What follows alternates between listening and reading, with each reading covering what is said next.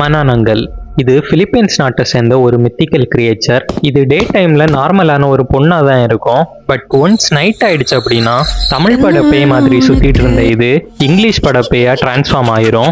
அப்படி டிரான்ஸ்ஃபார்ம் ஆனதுக்கு அப்புறமா இது அதோட உடம்ப ரெண்டா ஸ்பிளிட் பண்ணிரும். அதுக்கப்புறமா இதோட லோவர் பாடியை ஏதாவது ஒரு இடத்துல ஹைட் பண்ணி வச்சிரும். அண்ட் இதோட அப்பர் பாடி ஹண்ட் பண்ண கிளம்பிரும்.